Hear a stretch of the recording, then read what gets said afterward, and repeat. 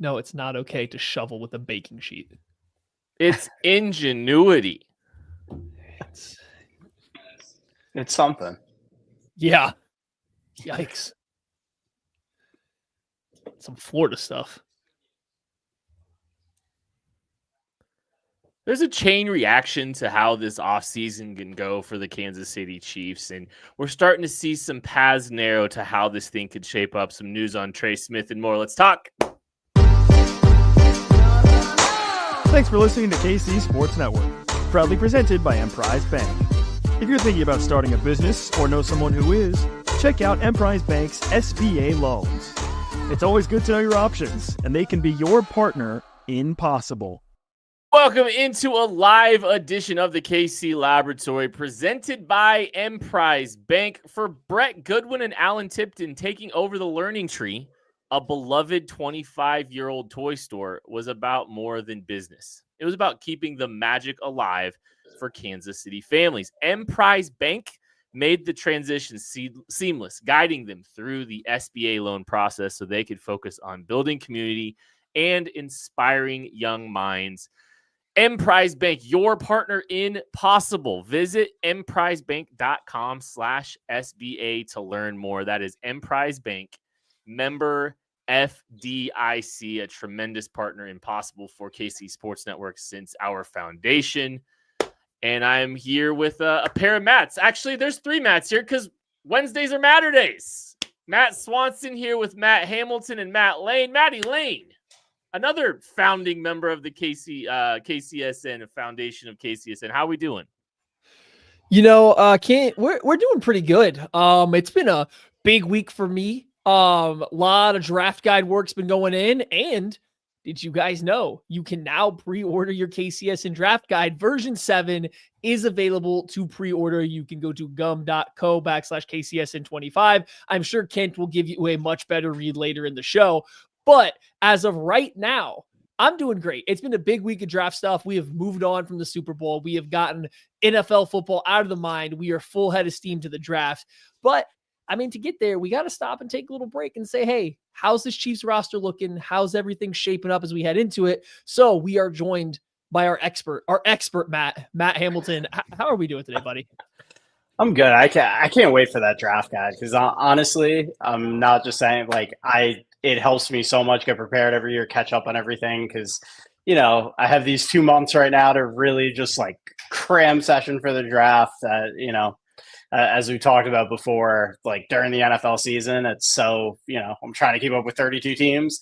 I watch college football. I don't study it the way that you guys do. So that draft guide, it is the best draft guide that's out there that you can possibly find. So I'm super excited for that. So I can get ready and get my cram sessions in so I can get up to speed for this draft.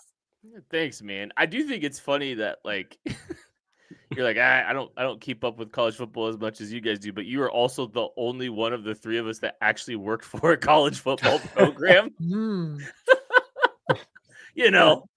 So good for you. Good for you. You guys are locked in. You guys watch everything. You guys scour it. It is as comprehensive a draft guide. It is as comprehensive a draft guide as there is out there. And yeah, it really such nice things. No, we love it, man. It's the truth. It really is the truth. We love doing it, and honestly, if we didn't love doing it, we wouldn't do it. So it's a lot. There's a lot that goes into it. Yeah, I can't even imagine. That thing is a beast, but it's incredible. We don't toot our own horn a whole lot, especially and I think the draft guide though, you're hard pressed to find Chiefs specific draft coverage better than what you're going to get in that draft guide. So anybody listening that hasn't checked out the KCSN draft guide before, honestly, if there's one thing that we do besides watching the rest of this and giving this a 5-star review on Apple or iTunes or Spotify or anywhere, or leaving a comment and a like in YouTube, the other thing you can do to support us is to check out that KCSN draft guide. Because if there's one thing that we do pretty well, it's cover the draft from the Chiefs specific side, which not a lot of places get you. So let's get that out there. And I don't know if the links are going to be in the description of the show yet. They are now. They are now? I have no idea. If I'm saying Tuck can make it happen eventually. I saw Tucker moving right now. But yeah, the KCSN Draft Guide 7th edition has launched. It's available for pre-order. It's going to release April 7th. It's going to be $225. plus write-ups on prospects, how they specifically fit the Chiefs. So, you're going to get a breakdown of the player, but you're also going to find out exactly how this player is going to fit the Chiefs, or how they would fit the Chiefs if they were to be drafted. And so it's a fun project that we do every year. We love it. It's a passion project. So please consider buying it. You can also get 3 months to KCSN Substack when you purchase it. So there is that as well. You're going to get all the premium off-season content. Oh, by the way, Herbie Teope's part of KCSN now too, so you're going to be getting all his stuff as well, in conjunction with all that. So, we are very excited to be launching that. I'm excited for Matter Days, though. I'll tell you what, boys. We were just joking with Hamilton. I mean, look how handsome this man looks all the time. Never seen Hamilton in a hat before. I don't even know what that would look like. I don't think he should, because the hair is always like done. I mean, there was like a 3-year period where I wore a hat to GMFB every day, getting up at like 3 a.m. for it, going to work. I was hatted quite a bit. You can ask my wife. Like the first couple of years of our relationship, you pretty much didn't see me without a hat. So Well, I don't know if it's just because like you're still just like styled up from work or whatever. I don't know what it is, but like. One of these days we're gonna get you like a KCSN hat or something, make you wear that. Let's get into this. Let's get into this show though. So we've got plenty of stuff to talk about today. I think the first thing, just kind of off the top, there has been some news about what will be happening with Trey Smith and the outlook that the Kansas City Chiefs have with him, and the approach that they will be taking with Trey Smith. And it's not an end all be all or when it comes to anything, but the Chiefs do not plan to use either the franchise tag or the transition tag on Trey Smith, basically maintaining some exclusivity. They're going to allow him to test the market. That probably does not bode well for the Chiefs' outlook at being able to retain him. But per the Athletics' Nate Taylor and Only Weird Games' Nate Taylor, the Chiefs are not expected to use any of the transition tags on Trey Smith. Hamilton, are you surprised by that at all? I'm not. I think because the franchise tag for offensive linemen is pulled into one blanket number. It's a high number. What was it going to be, like 24 million for that tag? So I'm not totally surprised that is a high price tag, and given the Chiefs cap situation right now, signing him to if they were able to sign him to a longer term deal, that would be a more cap friendly solution than applying the tag at this point.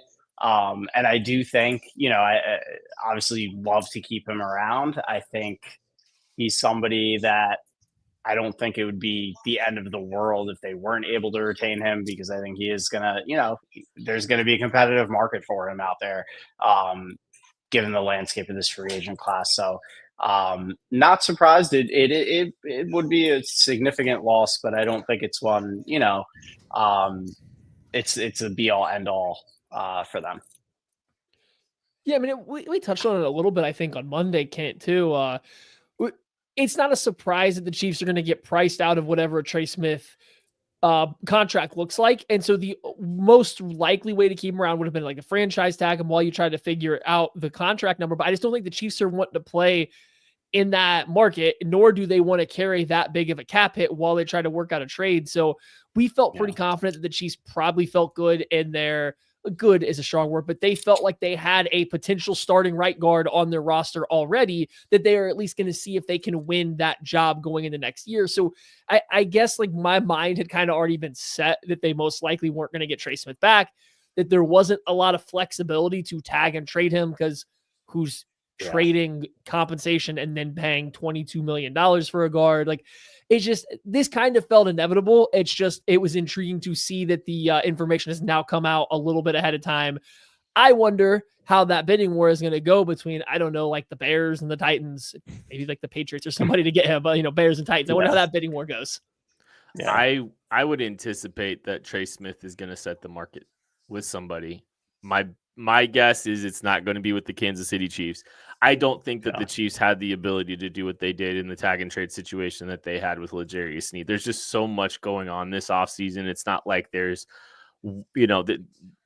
there was more pressing things to take care of, and or this time around, there's more pressing things to take care of where you've got a variety of players you've got to make decisions on. You've got to be ready on day one to be competitive, and have the requisite cap space and cash on hand, and you don't want to put yourself in a advantageous position because you are tagging Trey Smith.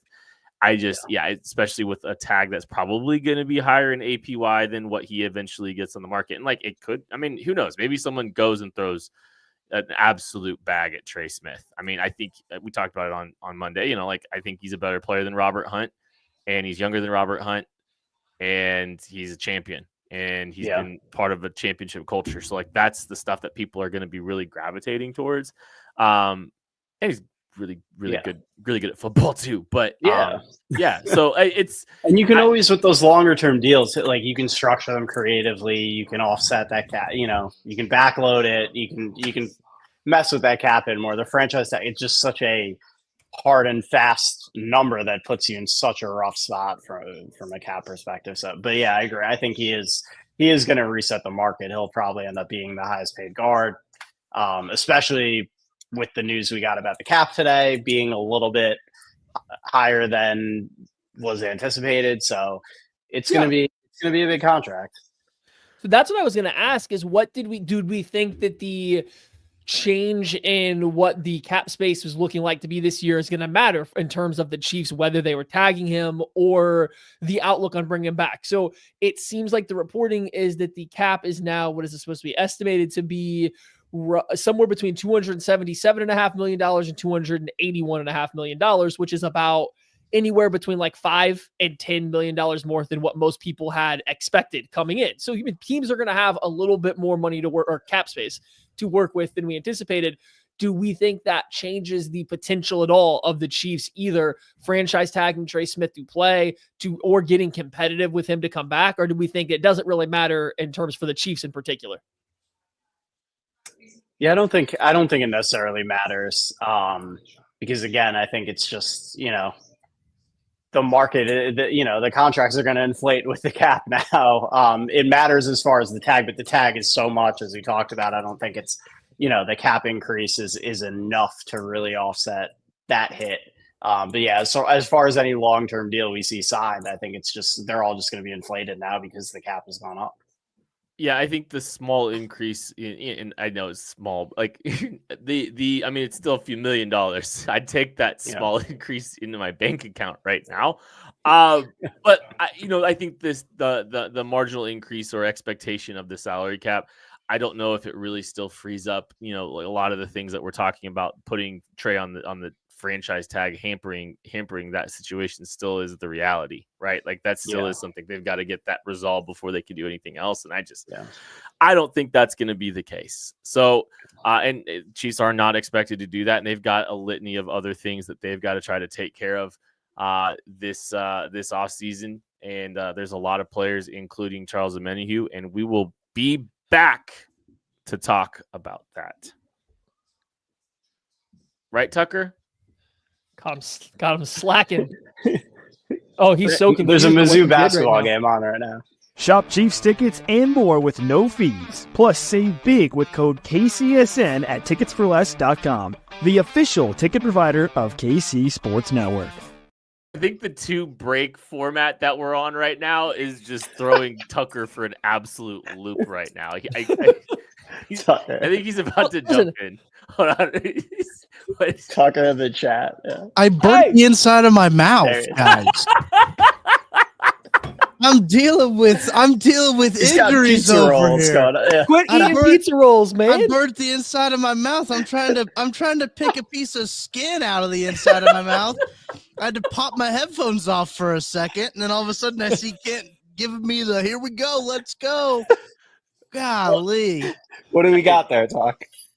I appreciate your response through adversity, though. I got pesto chicken is what I've got. No pizza rolls. There's some fine dining going on here. How do you burn your mouth on pesto chicken? It's hot, dude. It is so hot. You don't even realize. That pine nut is on fire. Jeez.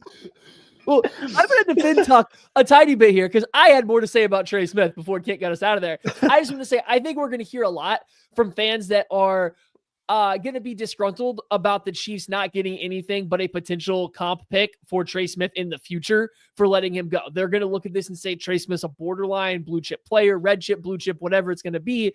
And the Chiefs are essentially going to get nothing back for him. You're going to have fans that are going to be upset that they weren't able to trade him last offseason, tag and trade him this offseason, just get more back from losing a player of that stature. It's just, who's the last guard that's been traded for on a franchise tag that gets paid? I've even looked since 2020, the most an offensive guard's been traded for has been a 5th round pick. Or if you're the Ravens, you got pick 110 for a guard, but you also had to give up a 5th and a 7th to get pick 110. So people don't trade for guards, let alone trade for them and then pay them.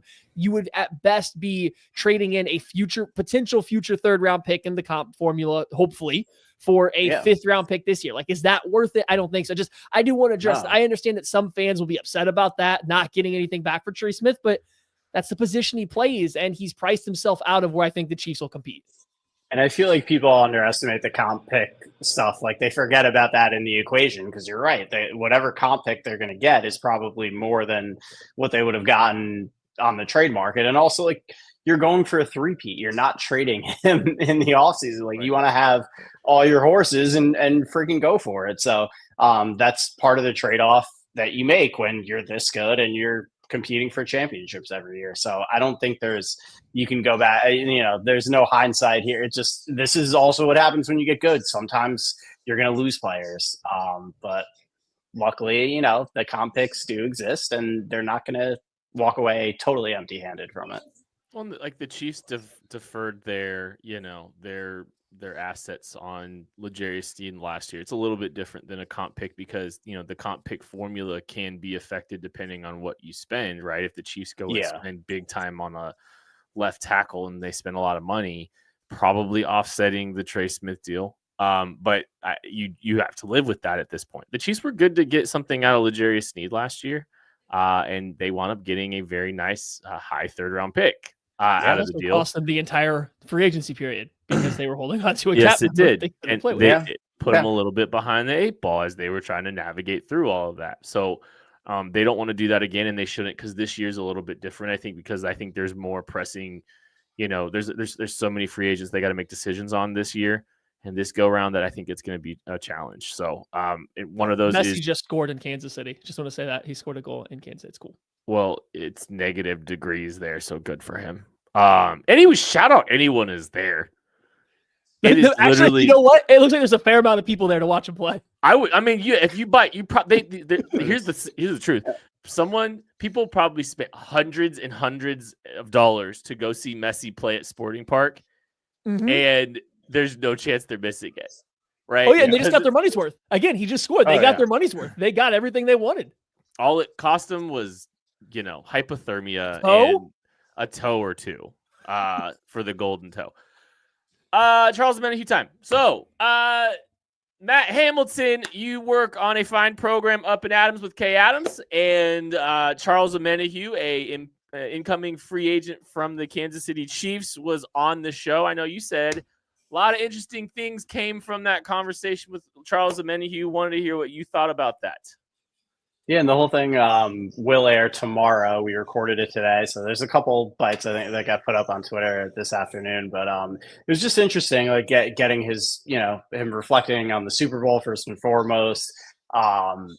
He said he's watched it 3 times, and until they took his access, his iPad away, basically, with him being an impending free agent. But it really does seem like the feel amongst the team, it was less like disappointment and shock and more just like they're pissed off and they want vengeance and they're going to be locked in this offseason. Like, I liked hearing what he had to say there, just as far as like how they're processing this, dealing with it, all of that.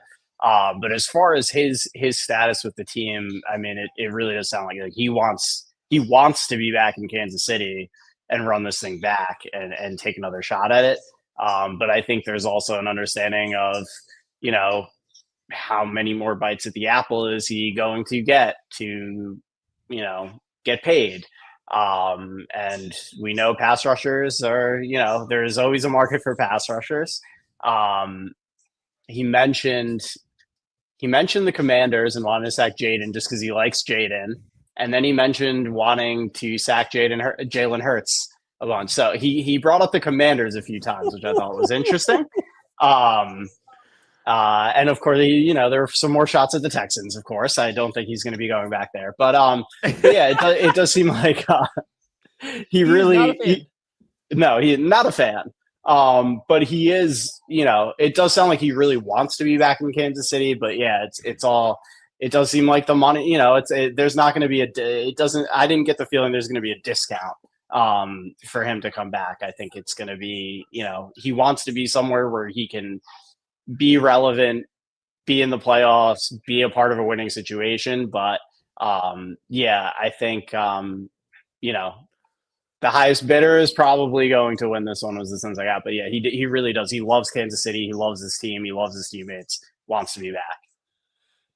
And the way he's always come across in like his interviews or on social media, which isn't, always the real life, but it's always been very much like, hey, I feel like I'm underappreciated. I feel like I'm underpaid. Yeah. I would like to show the world. And I think that he took it kind of personal what happened his last time when he was coming up for a contract. He didn't felt like he got what he deserved. Now there was a suspension that was looming or in effect, which mattered. And now he's coming off of a torn ACL. So he's coming off a year where he wasn't 100% healthy. So it's probably not going to be, I don't know if people are going to be banging down his door right now to throw a ton of money at him. It might have to be a 1-year thing to prove that you can stay healthy, play the full season before you hit free agency again. And that might be the best route for him, right? That might be the best bet that he can take to maximize his money over the next, 3-4 years. So we'll have to see how it plays out. The Chiefs should be interested in keeping him around, looking at their defensive line rotation, what that room looks like right now.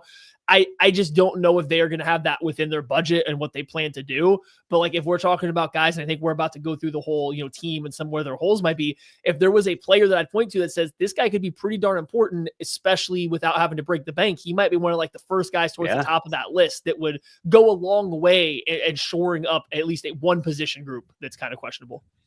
Yeah, and Kay asked him like, what, because he talked about like having that kind of chip on his shoulder and all that. And she's like, what do you want to prove? And he said like, I want to show everybody what I could do in a fully healthy season because I haven't gotten to do that in a couple of years. So you're right. I could definitely see him on a 1-year prove it type of deal somewhere. And if it does come down to that, I feel like there's a great shot that is Kansas City. Yeah.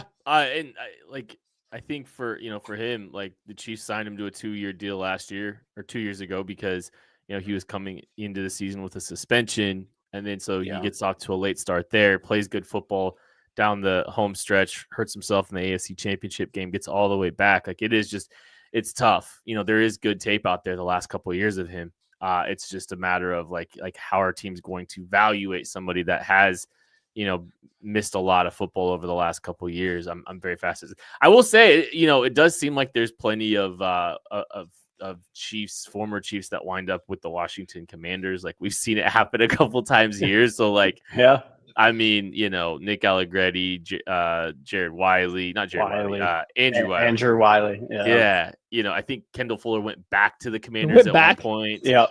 I think right after with the Chiefs, we've seen it a few times, right? So, I don't know. That would be interesting to watch, but I'm rooting for Charles Omenihu. I know he's kind of had a tough go of it here, not getting to win a Super Bowl that he played in, but also, he did get to win a ring at least too, though. Just didn't get to play. But yeah, I'm rooting for him, and we'll see what happens with him. I'm fascinated to see how many 1-year deals the Chiefs are in on this year too, just because cap space. That is one place where cap space can be a little tricky if you're a team that tries not to dabble in the dead money, which is what the Chiefs don't tend to do. So you've got to play not likely to be earned incentives games with players like Omenihu, which they actually probably could do because of the amount of games he played this season. Because he was returning, they could actually probably make a relatively appealing, not likely to be earned laden contract that could push some of the money into 2026. But we'll see how many 1-year deals this team is really, really, really dealing with this offseason. Because I think you have to have cap space to be able to do that. So, okay. So one of the things that we did last year on this show, just kind of do a state of the roster for the Chiefs right now, an offensive breakdown, a defensive breakdown, both sides of the ball today. Maddie, I know you were digging into this. Is something that we did last offseason, isn't it? Yeah. Oh, you really want to put me on the spot? Yes, it was. We were kind of figuring out what we wanted to talk about today, and we had some other ideas going around out there. And I'd be all honest, I said, if we talk about that one, I'm probably just going to be scrolling Twitter while we talk about it. So let's try to find something a little bit more exciting. And so, yeah, let's just go down the roster here and go position by position, just kind of look at where the Chiefs might need help, where they might be good, so on and so forth. And some of these positions don't have to have a lot of time spent on them because we've either talked about them already or they don't need a lot. Quarterback. The Chiefs need a backup quarterback. We don't need to spend a lot of time on it, but Carson Wentz sure isn't the answer. We saw that. That's not fun. Not doing that again. They need another veteran backup quarterback that in week 13, when Mahomes gets his ankle tweaked and hobbles around for a little bit, who can come in and play a game for them and win it if they need to or get them out of a game. And that's not Carson Wentz. You mean in week 13 when the season's wrapped up and they need somebody to play the last 5 weeks. No. There's a chip on their shoulder now. Chip on their shoulder now. They're playing all the way through. Thank you, Hamilton. Thank you for properly assessing that. We can move on to running back, right? I think you look at the running back position. This team, the current running backs really available for them. Isaiah, that were on the 53-man roster. We can get into all of the practice squad players and talk about Keontae Ingram too if we really wanted to. But Isaiah Pacheco, Carson Steele are the only 2 running backs currently on the roster for this team. I think Isaiah Pacheco had a very up and down year. Also, Isaiah Pacheco, last year of his rookie deal in 2025. So this is a potential opportunity, I think, for the Chiefs to maybe take advantage of a deep draft class at the running back spot. But I mean, we all agree. Hamilton, you agree this team needs a little bit more juice in the running back room with just Pacheco and Steele there, right? 100%. And I do think we see them probably turn to the draft there because it's not the best free agent running back class for 1. 2, obviously they don't have a ton of money to spend. And 3, there are a lot of good running backs in this draft. And I think, we could see them use a relatively high pick on one. I think I think it's important to this offense to get a running back that has some juice. And I think it really changes the complexion of this offense if you add that. Yeah. They need something more than what they got. I mean, I think going into last year, I was probably one of the lower people on Pacheco just talking about it and just feeling good about him being like a running back 1B, which is realistically, I'm a running back 2. You like his energy. You like just the way he comes in and runs downhill hard, but the vision is very up and down for him. It feels like you kind of have to cater to what he does well. And in the biggest moments, it's what's blocked up for him is what he's going to get, right? You don't feel a lot like he is adding a ton extra. I don't mean that in a bad way. I think he's a fantastic energy spell running back coming off the bench to really wear down defenses or attack defense and start worn down. That's just not a guy I think you start out from the beginning of the game handing him the ball and then expect him to finish it. And so they do need somebody else. And Kareem Hunt, valiant effort coming off the couch this year. Don't need to see that again. Don't need to see the 3 yards and a bag of chips combo again. We're good. He did a good job out there. We just don't need it again. They not only need a running back that is, their guy, the main guy, the guy that starts the game, but they need somebody that has a dynamic ability too. Pacheco's fast, but he doesn't really dig into that speed and that explosion as often as you need. They just need somebody that poses an actual threat so that they force linebackers to consider playing the run once in a while. I 100% agree. And I think, depending on I think the things you'll probably hear as we're going through this offensive defensive breakdown is, the Chiefs try to have a team that they can roll out with. Essentially, they can go out there and play on week 1 before the draft is over, right? So they're going to have something at tackle. They're going to have something, at defensive tackle. They're going to have, something in all these key areas, these key spots, right? Doesn't mean it's going to be, there's varying levels of what something means, and some of it can be replaced by a draft pick.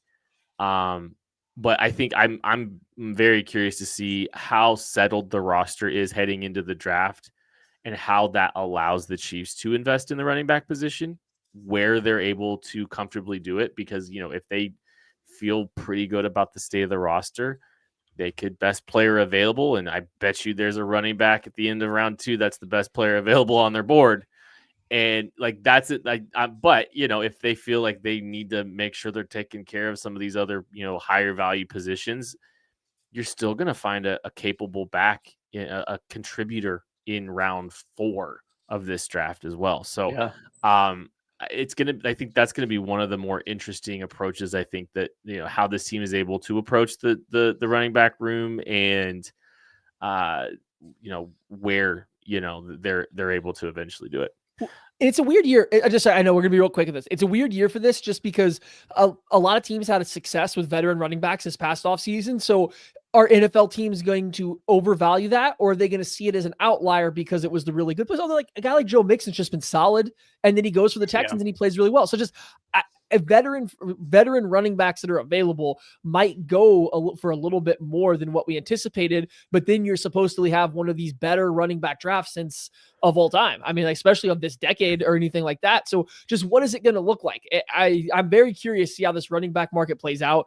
Looking at the Chiefs overall roster as we keep going through this, it's going to be hard to shore up all the holes they have before the draft starts. Agreed. I could very easily see running back actually being a position you might be able to fill pre-draft, and then that way you're not pressed to find one in the draft. And like that's unfortunate in this draft class. I would love to come out with the running back from this draft class, but if I'm looking like, are people really going to be knocking down the door for Javonte Williams? Do you take a shot that he's getting healthy after that injury a couple seasons back and he's closer to the guy we saw at North Carolina? Or AJ Dillon can run closer to how we saw in his first couple. It's just like there's just some interesting names out there that don't strike. I mean, they don't fix the running back room. It's just they might be worthy enough swings if other teams are holding out for the draft and you have too many holes. So it's a fascinating position to watch. And I will say, like, I don't think this draft. This free agency class doesn't have near the kind of firepower. No, like, I think the reason it is not Saquon, Derrick Henry, and Josh Jacobs. That's for sure.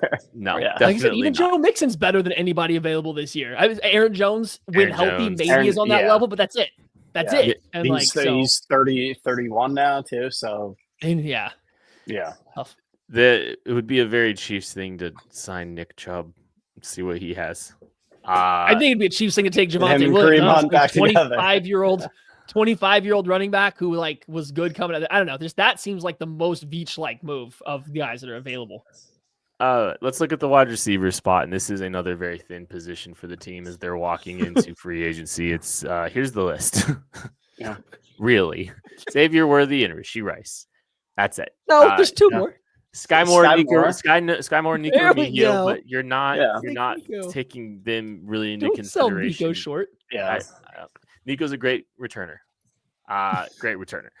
But I think it's safe to say like this team absolutely needs at least one more really capable quality body in that receiver room, Hamilton. Yeah, absolutely. And I think Rashee Rice coming back, assuming he's eligible to play, is it's going to be a huge deal. That was an element that they never really were able to replace once he got hurt. And having him and Worthy and the way Worthy came on and developed throughout the season, that's a pretty good 1-2 punch. I feel really good about that. But you're right. You need depth. You need other capable guys in there. Everybody else is a free agent. I don't know that you bring, from what you saw out of Hollywood Brown or Hopkins, that you bring either of those guys back. I'm not enthused about that. I mean, at least they know the system. Hollywood Brown, maybe you can get at a value because of the injuries and maybe a fully healthy offseason. If he is able to stay healthy into the season, you get some more out of him and you get a good value there. That could be intriguing.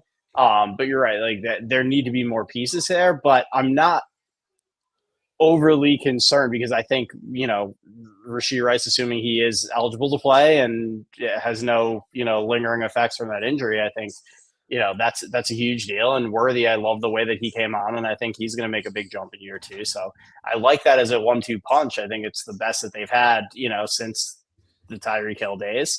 But yeah, the depth is certainly an issue that needs to be dealt with. And we don't know what it's going to look like to start the year with Rashee Rice returning from, a more rare. I don't want to say more significant because I honestly don't know, but just a more rare injury than a typical ACL tear. It's not even an ACL tear, but it's an injury that's not common, right? A tearing your PLC corner with a hamstring tendon and all this. It's not a normal injury. So we don't know how long till he's back to 100%. We don't know how quick that comes.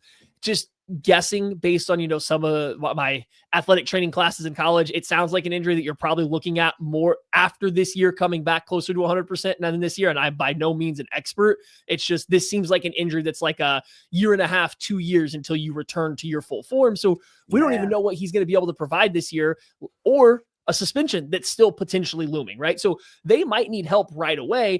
And then to your point, they have a good foundation with Worthy and Rice long-term. Like that's your long-term 1-2 at wide receiver. I understand that's not for everybody. The way those two players operate isn't for everybody, calling them wide receiver 1-2.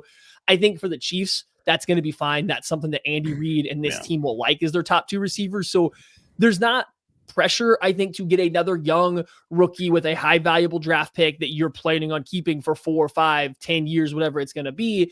But this is another position that, hey, see what's out there in free agency. You need some boundary guys. You need some guys that can play out wide. And Hollywood Brown has shown the ability to do that a little bit, but maybe we go for another not tiny guy that, especially the way they used him this last year, was mostly out of the slot and hiding him. So maybe we just see what's available for the veteran mid-level wide receiver and frigid guys like Darius Slayton, who, Chiefs fans talk about year over year.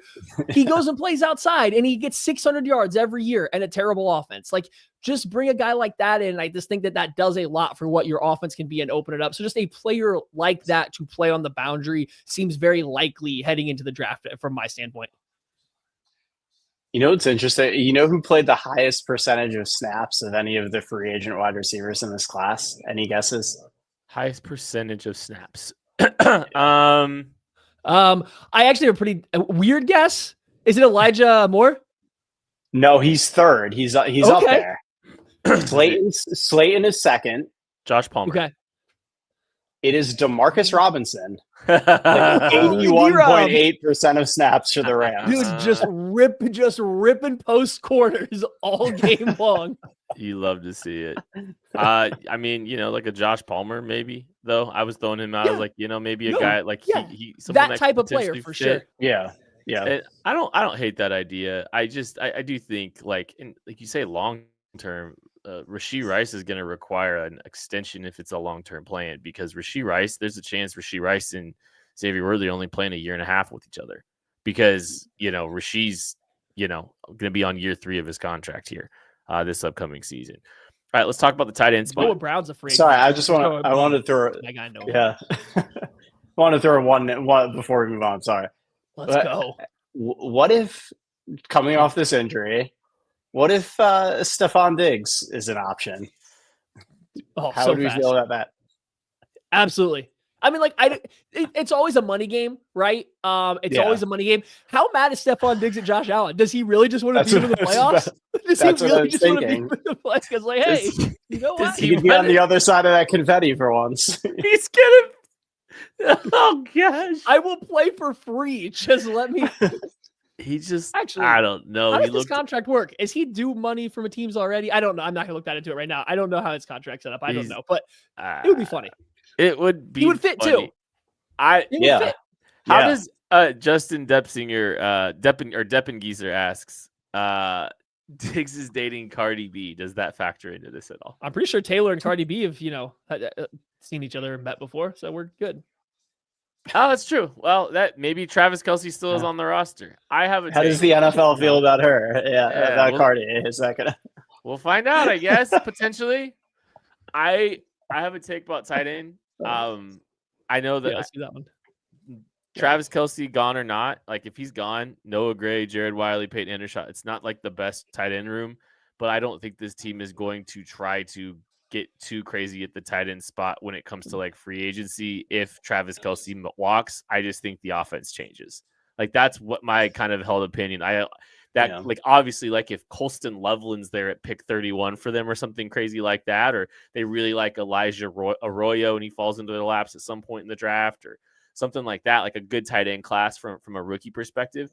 But I don't think they're going out to try to make a splash to completely, replace Travis Kelce, that's not going to be, I think, the route they take. So it's not Yeah. that they're fine at tight end, but it's more just that I think you prioritize and you look at other places elsewhere to really hone in, even though, like, yeah, you're going to want a good, capable tight end too. I think I don't. Oh, sorry. Go ahead. Oh no, I was gonna say, and I think like I expected Wiley to maybe have a little bit more of a role this year. I don't know exactly what the story was there. I wasn't as dialed in, but obviously there's a lot of potential there with him. So there is opportunity for growth there too. Noah Gray obviously stepped in, did some nice things. There's depth in that room. There's not like I agree. I don't think it's going to necessarily be a priority unless somebody falls in their lap. Yeah, I don't think they'll prioritize it because it's going to be really hard to chase after that type of player.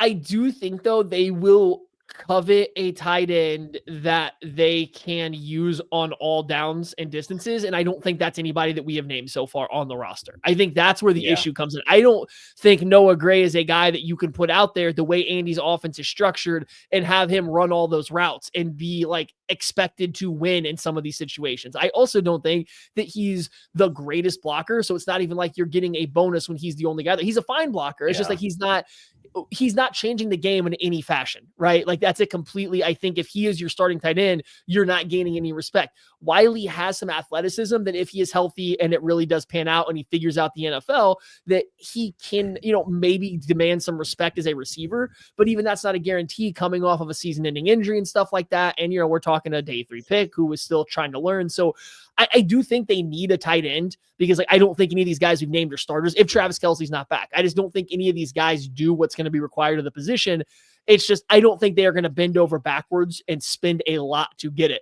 I know there was the rumor coming from an Atlanta radio host that the Chiefs had inquired about Kyle Pitts. Like, one, am I on board if it's like a day 3 pick? Sure. But I don't think the Chiefs, again, have to go well out of their way to get a guy to do that. I just do think they will add talent to that room if Travis Kelce does not return, which we don't know yet.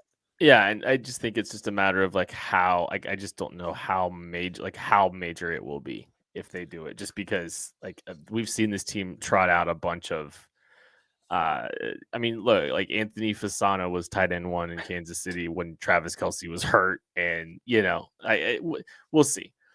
Offensive line, blocker, though. Yeah. Offensive line. The Chiefs theoretically, the Chiefs weirdly have 9 offensive linemen on their roster right now for 2025. So they added a bunch of rookie contracts last offseason and kept 4 rookies with Kingsley, Ethan Driscoll, CJ Hansen, and Hunter Norzad. So they have a bunch of rookie offensive linemen that they're hoping to provide depth. The Chiefs theoretically, what I was going to say earlier is if the Chiefs wanted to roll out an offensive line, they theoretically wanted to roll out an offensive line that they felt okay about. They could roll out Wanye, Tooney, Creed, somebody at guard, Jawan Taylor, somebody, Kingsley or Caliendo. If they really wanted to, No, they could not roll that out because that left tackle was deemed unplayable by the starting quarterback in the middle of a game, and he never saw the field again. So no, they cannot roll that lineup out. Well, you could just make Jawan Taylor flip his no, right.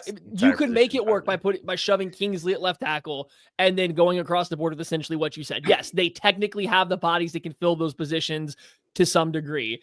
I think we're all going to say they need a left tackle. We all know it. I don't think actually, Hamilton, I don't have your opinion. Do you think that Wanye Morris and Kingsley Suamatea, that's right, Kent, saying it incorrectly again for you, are going to play a tackle or a guard for the Chiefs going forward?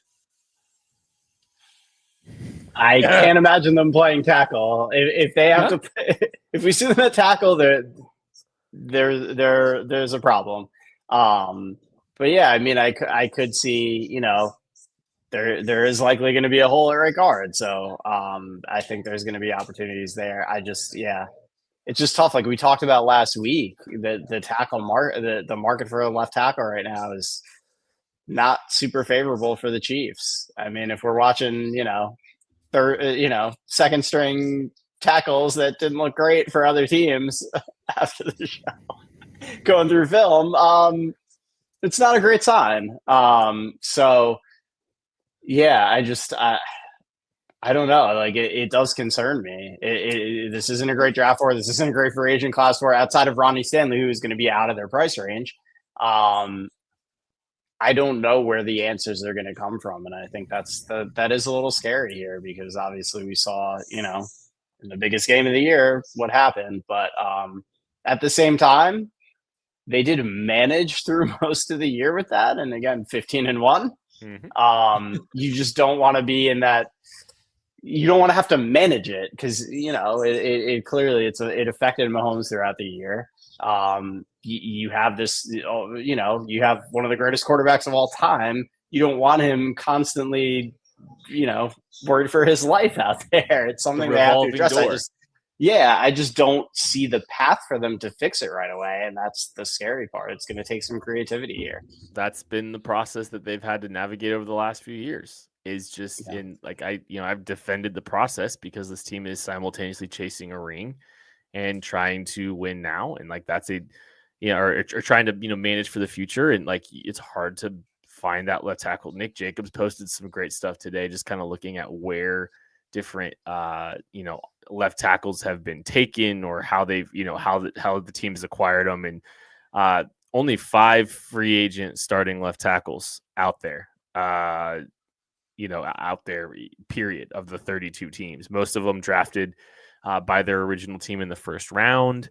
8 drafted outside the first round, but not all of them having to jump in immediately and start, which has been part of the problem. And then 3 have been through trades. So it's a challenge for them to try to build that position up. But I think the Chiefs have to have something more established walking into free agency.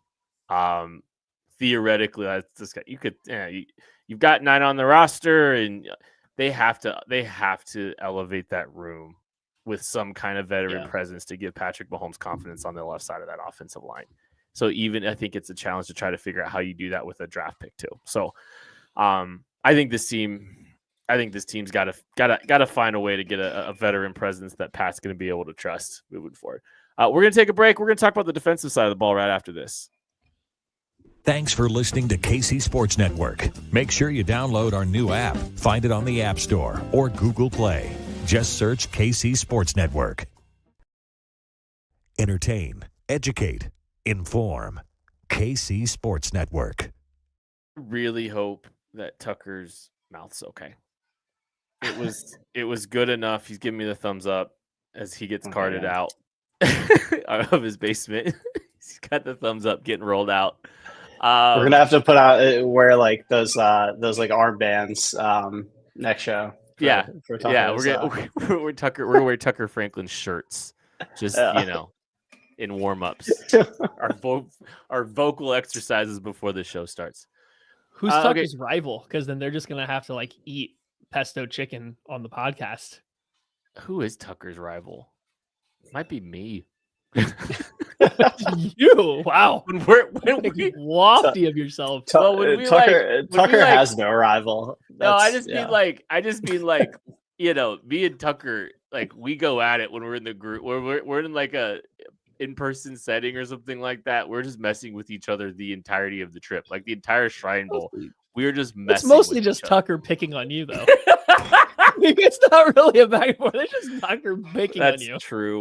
That's true. It is a rivalry like Patrick Mahomes and Josh Allen is a rivalry. Yeah. Oh no. Well, no. I mean, we're Burrow. Fitting because that would be Ken's probably more. Anyways, let's do an assessment of the defensive side of the ball. So, kind of starting, with the defensive end room, it's George Karlaftis, Mike Dana, Malik Herring, Felix Anudike-Uzomah. You've got George, and George has done some good things. He turns things on. He's had some really good performances in the postseason. Mike Dana, love him for what he is as a role player, but this team, they did not have a lot of pass rush juice outside of Chris Jones, and it showed a lot this year. I know team, I'm sure the team is going to hope for more out of Felix Anudike-Uzomah. Could the Chiefs roll out with this edge group? Sure. I mean, they did for the majority of the regular season last year. So if you're talking about, a place that, technically, if they were just having a roster ready across the board, like maybe it isn't. But if you want to talk about impact and need, you're going to be hard pressed to find a more needy position than defensive end. Like this team badly needs more pass rush juice on this roster, Matty. Hamilton. Yeah, I mean, they really struggled to get pressure with 4. It was a consistent theme throughout the year. And then again, in the Super Bowl, it reared its head. They didn't create any type of pressure on Jalen Hurts when they didn't blitz. It was ugly. It's not, I mean, it's a solid group. It's not a bad group. It's just there again. It's kind of like we talked about. Like they need juice there. And again, I don't think it has to be necessarily come in the form of an every down player. I think it could be, if they can get a guy who is a third down pass rush specialist, I think that can do the trick for this group because I think they're solid across the board. You'd like to have Wharton back in the fold. I thought he had a fantastic year.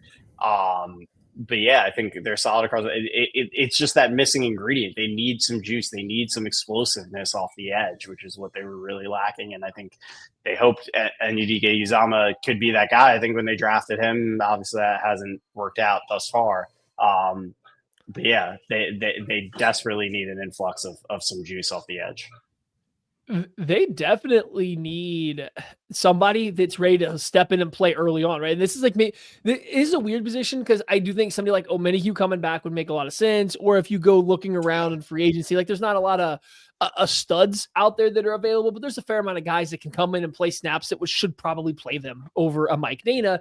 It's just how much do the Chiefs want to spend because edge contracts aren't cheap. Again, look at what Mike Dana got this last year just to return to the Chiefs. So I don't know what money like area they'll be playing in, but it's also a position that if you look at it like in the draft, they could also use it being a younger guy that comes in as well. Like they need someone that comes in and play snaps, but depending on what's going to happen with Felix, like I haven't seen enough right now to say that he's a long-term answer. He got better, 100% got better from year 1 to year 2 and gave you flashes of things to hold on to, but we haven't seen enough to say that he's a long-term answer. I don't think Mike Dana is anything long-term other than you want him to drift back into like a sub 50% of the time playing like a snap count guy. And right now he's forced to play more than that because of the other guys around. Karlaftis is the only player you have, and I wouldn't say that he's consistently overly dynamic. So this could be another position that heading back to the draft, they might need to spend an early draft pick on. You almost, given the rest of the roster, have to trust that Felix can keep developing and become that guy. I just don't know if you have that belief right now. So yeah, it's a weird position that I could see them going free agency or the draft for different reasons because they need snaps right now, and they also need somebody else probably long-term to really start to build that defensive end room around. So it's not going to catch as much attention as left tackle or running back or something, but I think it's a very important position to keep an eye on. Well, I think the hard part with defensive end is like we all just sat here and agreed that defensive end wasn't good enough this year. And if the Chiefs go and grab Charles Omenihu and bring him back, that's the same edge group that you just rolled out with that you just said wasn't good enough. Only they're probably a little bit more expensive. They're in some cases a year older, right? So it's like you're just hoping for George Karlaftis and Felix Enudike Uzama to take a step, and Charles Omenihu to be, what he was towards the end of 2023. Like you're just rolling the same names back. Yeah, and I think Karlaftis is what he is, which is not. I mean, he's a fine player. I don't think there's more there. I don't think there's more of a ceiling there. I think he's kind of where he is athletically. Mm-hmm. Like he's up to his potential athletically. So yeah, you're right. It's not. I guess Enudike Uzama is the one where you feel like you can get more out of him. That's the one in that group, potentially. But that's a huge question mark. That's not. I don't feel confident that that's going to happen based on what we've seen so far. So you're right. I mean, I think the draft is probably going to be the way to go there because again, they don't have the capital to land an edge rusher that's really going to make a huge difference right now with their cap situation. Defensive tackle. Here's the list of free agent defensive tackles for the Kansas City Chiefs that are on the roster from 2024 that are on the roster for 2025 at the defensive tackle position. Chris Jones. Yeah. That's it. That's it. Now, Yeah. this team has gone cheap with, a Mike Pennell and, Trishawn Wharton was even cheap this last season. This team has, brought a lot of names Derek back, Nottie. kept Derek Nottie around on 1-year deals for the entirety of his career. And so, they have not typically prioritized the defensive tackle room outside of Chris Jones. It's just kind of we're going to just deal with what we got outside of Chris. They got a lot out of Trishawn Wharton this year. Second most productive pass rusher for this team last season, and it was another guy from the interior that just might have priced himself out. This is, the Chiefs should, the Chiefs probably need some defensive tackle help here too. They definitely do. And it's a great draft to need it. I'm just fascinated to see how aggressive they are, how intentional they are with it. And if it's more, hey, we want someone that can help, stop the run next to Chris Jones, or is it we really want some pass rush juice up, up the middle here, Hamilton? Yeah, and I'm sorry, I didn't mean to jump the gun on Warren. I thought we were doing the whole defensive line. That's my fault. No, but no, it's that's an area of concern for me because not only do you need right now you have one guy you need another starter there, and you need depth. That they need to be able to rotate up front. And Wharton, I'm really interested to see what his price tag is going to be because as we talked, as I mentioned before, I thought he had a phenomenal year. And I think I could see him getting a pretty nice deal on the open market right now after what we saw from him. So, which again might prevent him from coming back to Kansas City given this cap situation. So, it's the more we're talking this out, there are a lot of holes that need to be filled and only so many draft picks and only so much cap space right now. They only have 6 draft picks right now. Current, maybe they only have 6. They have, and I think they probably are getting a 7th, but it's basically a 1, a 2, 2 3s, a 4, and then a 7, and then probably a compensatory 7th, maybe the second to the last pick. There's a chance they're Mr. Irrelevant on the compensatory formula. So it's not like they have a ton of, they have some draft capital, but it's not like they just have this overwhelming war chest of it either. Yeah, and I guess at what point, there are some contracts that need to be reworked here too, because you got to free up some cap space. Obviously, Mahomes carrying a $66 million cap hit into this year. He's that. Yeah. So there's going to be they're going to create some room here. Obviously, Travis Kelce being the elephant in the room here too. Obviously, him hanging it up causes some issues potentially, obviously, with what he's meant to this offense, but it also could create a little more financial flexibility. So there's a lot they have to get sorted out, and hopefully they can do it soon because, as we're talking this out, there are a lot of pieces that they need. I think it's a really good defensive tackle draft class, and that's something that everyone's talking about, and a lot of people, fans, and people trying to look at this and project the Chiefs getting a defensive tackle in the draft makes a lot of sense because it's super talented. You do eventually have to replace Chris Jones, so getting somebody in the building to do that makes sense. And I'm not saying it's a bad strategy by any means, but looking at the holes of this roster again, it almost feels like another year where they might have to try to go cheap at D tackle and bring back a Nottie or a Mike Pennell. And what might not be a terrible idea, and it sucks to miss out on a really good defensive tackle class, but maybe wait until the second or third phase of free agency and see what defensive tackles are still out there and available. Because I wonder how slow the defensive tackle free agency period is going to be, knowing it is such a dynamic class coming up with such a deep amount of interior defensive linemen. So can you land a good deal on a Osa Odigizua coming from Dallas, who's been a very good, three tech, just an interior pass rusher. And there's just other guys coming through that I just wonder if you don't find some bargain deals on some of these defensive tackles that don't get signed in the first week or two of free agency. And maybe it sucks, but maybe it's capitalizing on the strong defensive tackle draft class isn't drafting one. It's finding the deals later on in free agency to play. There's plenty of guys. Roy Lopez of the Arizona Cardinals, fantastic nose tackle. It stuffs the run. You want to maybe get a guy that's a little bit better and younger than Pennell and Derek Nottie. You bring him in later on in free agency for probably not a lot of money because everyone's waiting out to see the draft. So it's just, there's multiple ways you can capitalize on what's a very strong defensive tackle class, and gauging by how the Chiefs have treated this position next to Chris Jones, which has been, we're signing whoever's available on the street. They might just do that again, but this year it might work out well if they get some people that can play just because they might be sitting out there still available. They're gonna sign Javon Kinlaw to like a. Yeah, and hey, look. Here's the thing: they have one guy on the roster. They can sign 3 defensive tackles, and they still could draft one at some point in time, right? Like, so, like, there's plenty of options out there. And like, Kinlaw, I don't love. I don't think he's ever played great in the NFL. But if the Chiefs bring him in to be their 50 tackle, has he even played last year? I think he got hurt. Okay. I'm just saying, like, that just seems like an extremely Chiefs thing to do. Is just, is go. Hey, I think he played a good chunk of the season, 4.5 sacks on the year. So on the upswing. There you go. All right, we gotta move on here a little bit. I think we may not even get to we have to talk about the top 3 another day. But we'll finish these. We got a couple more positions. We got 3 more positions on defense we got to talk about.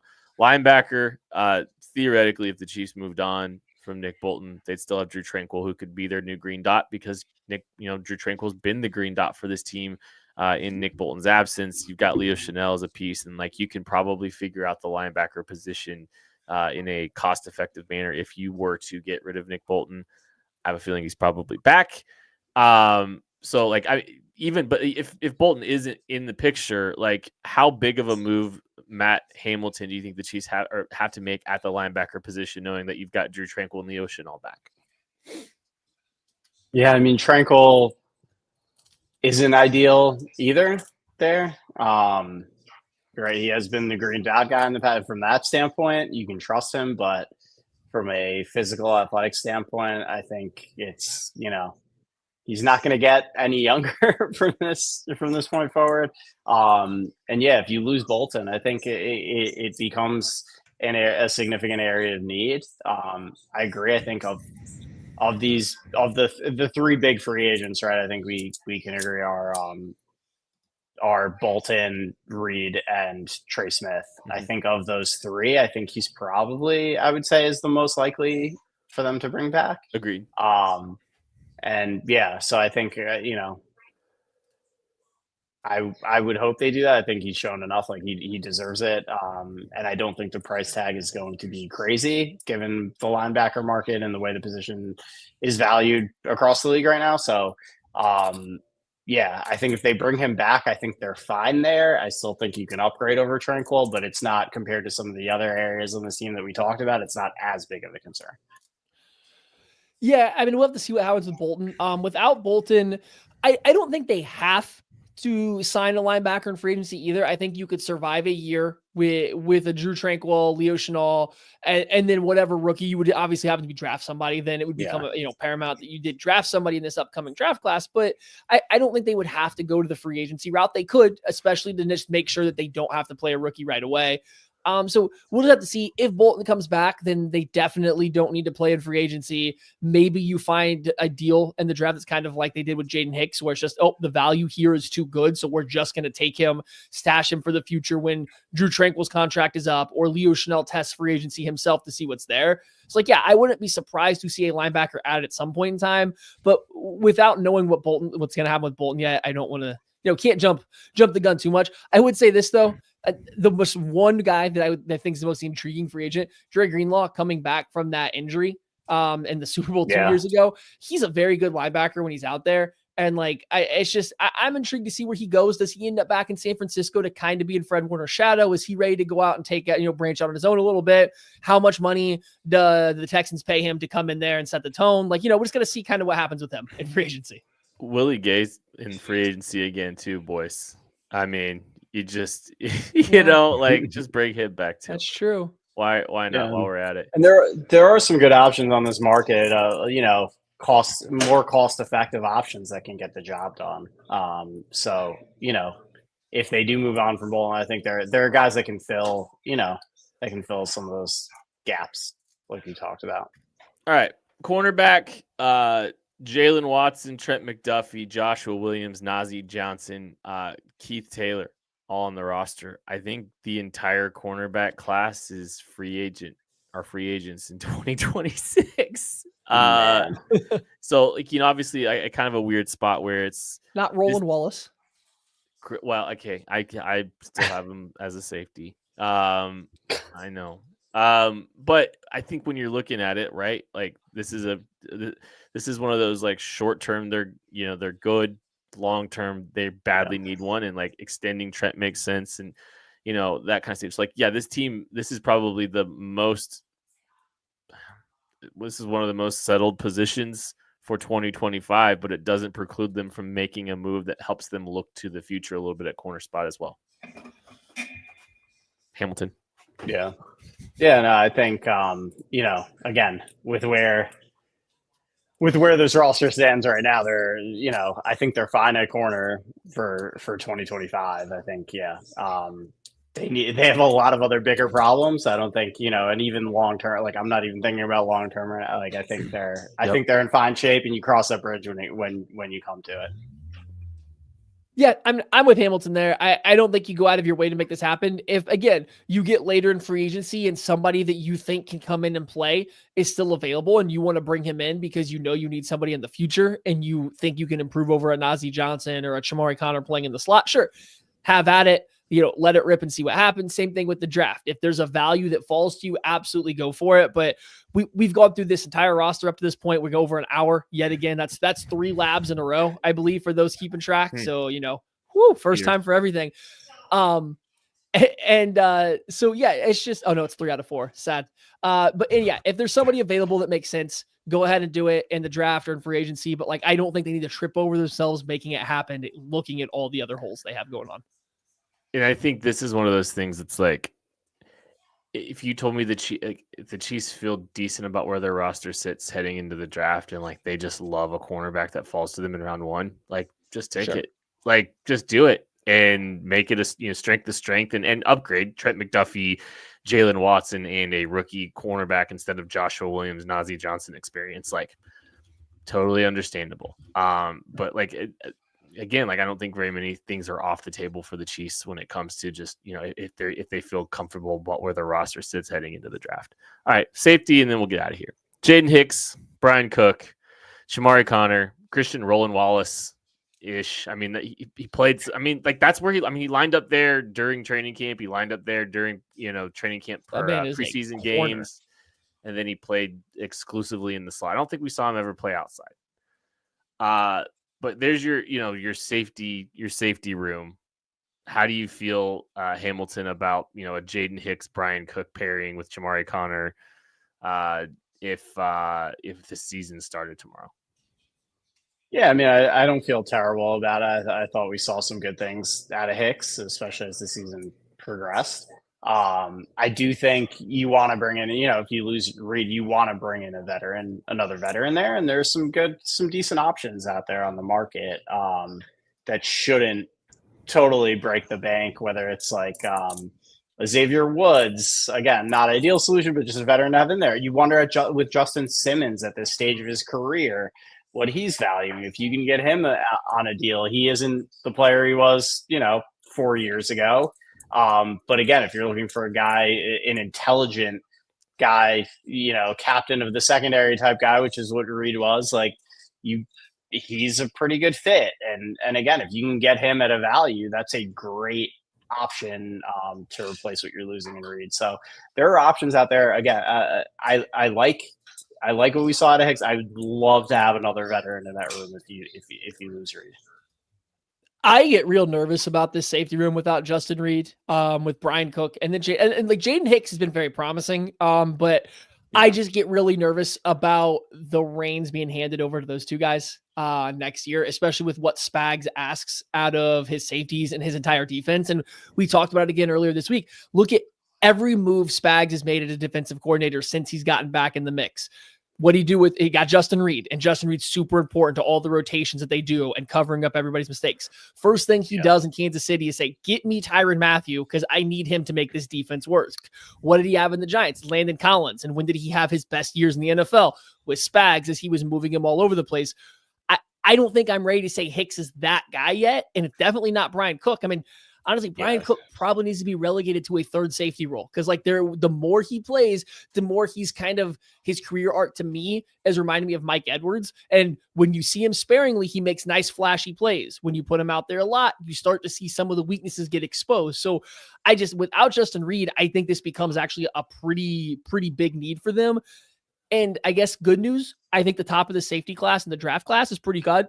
Like the top 5-6 guys, I do think are good. A couple of them are good enough to, come in day one and kind of be that level of guy. Some of them maybe need a little bit more time. There are some veterans out there that are available that would make sense.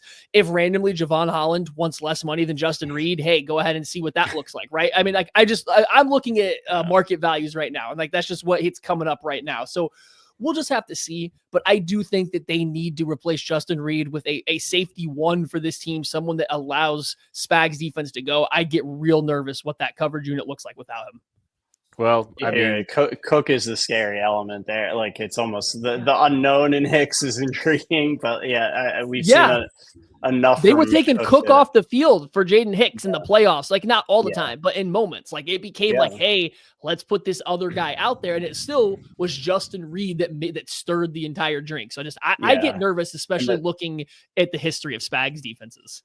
Yeah, and that's why I do lean like if you're going to pair somebody with Hicks, that's why I lean veteran. Like bring in another young player, rookie into that group. It doesn't even if it's a talented player, it doesn't necessarily make me feel comfortable because it's so much of what Justin Reed brought was the cerebral element. I love somebody who can at least bring some of that to this defense.